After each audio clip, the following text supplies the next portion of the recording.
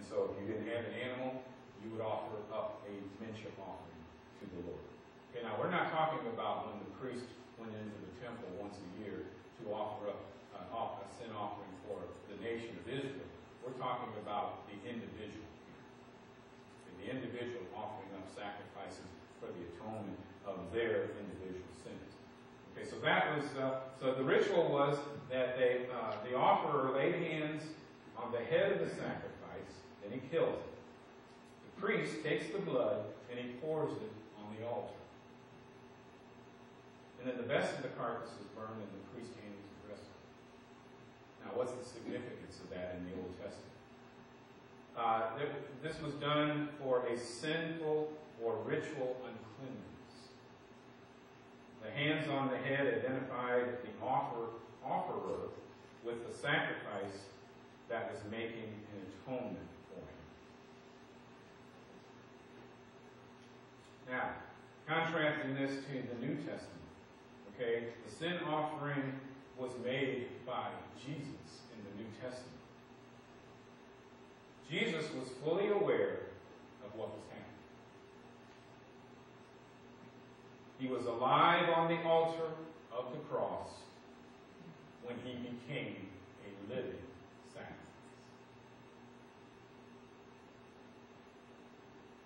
He is the final and complete sacrifice. The scriptures, Genesis 3:15, where God told Satan, I will put enmity between your seed and the woman's seed, and it will bruise your head, and you will crush his heel. The prophecy of God promising to send a liberator. In Isaiah 53:5, he was wounded for our transgressions and bruised for our iniquity. The chastisement of our peace was upon him, and by his stripes we are healed. What was required? Jesus. What was the ritual? He had to leave the heavenly realm, take on flesh, die on a cross, and rise on the third day. Now, we understand that while he was in the tomb, he went into Sheol, grabbed the keys of death, hell, and the grave, and took care of business there. Then he rose to take care of business from that point on. So, it's already completed before you even came into the world. And then we have the audacity to question God's moving in our lives. The great one who was here and had it all together before we even rode up on the scene. See why we're talking about worship? See, and that's why. This is why, living in this New Testament dispensation that we're living in, that God requires and only accepts a living sacrifice. And what we've read so far, let me remind you, can't be done in the flesh. In order to accomplish this, the flesh has to die. And this is what the living sacrifice that God requires is all about. So we see here again from both Old and New Testament that God had a specific standard for the preparation of the sacrifice. Okay? As a living sacrifice, how do we prepare? We'll turn over to 1 Peter chapter 2.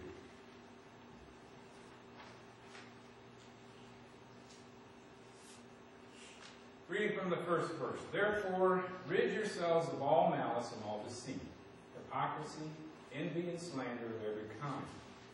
Like newborn babies, crave pure spiritual milk, so that by it you may grow up in your salvation. Okay? Don't get stuck on, I don't like the color of the carpet. There's bigger fish to fry. Okay? And we get bogged down by so many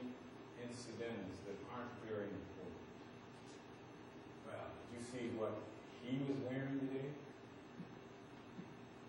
Well, she must really think she's something in that hand. You see, we just get bogged down by so many incidentals. And God tells us that we need to move on and crave the pure spiritual milk so that we can grow up in our salvation. Now that you have tasted that the Lord is good, as you come to him, the living stone rejected by men but chosen by God and precious to him, you also, like living stones, are being built into a spiritual house to be a holy priesthood. Why should you come to church? Why should you fellowship with the saints? Why should you not forsake the assembling of yourselves together? Because God is building a spiritual house, and why would you not want to be a part of that house? Why would you not want to be a part of that construction project?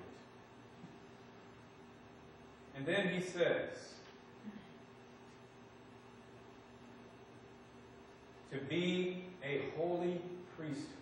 He's talking about you, and he's talking about me. Offering spiritual sacrifices, ourselves, our flesh, our idols, acceptable to God through Jesus Christ. But you and me, we are a chosen people, a royal priesthood, a holy nation, a people belonging to God, that you may declare the praises of him who called you out of darkness into his wonderful light. Now, if that isn't shouting ground, I don't know what is.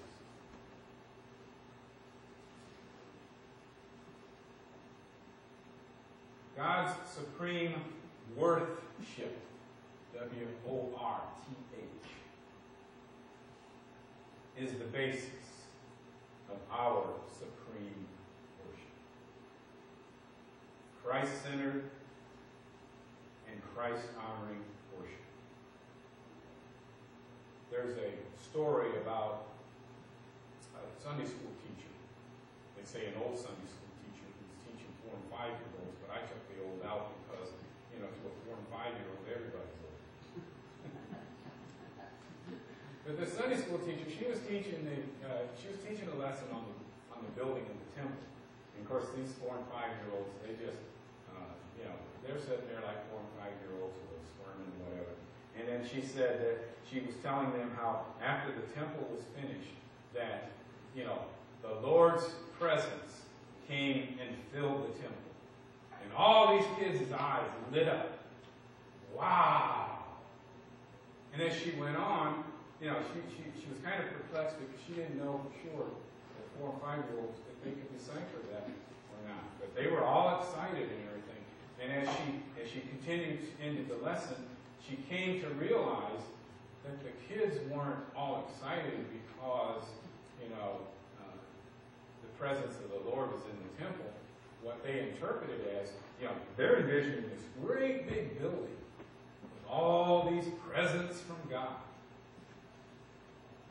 Now, aren't we just like those little kids? We love to get presents from God. But do we love to be in the presence of God? That's the kind of worship that he accepts. That's the kind of worship he expects. And that's the kind of worship that we can offer him. Let's pray. Heavenly Father,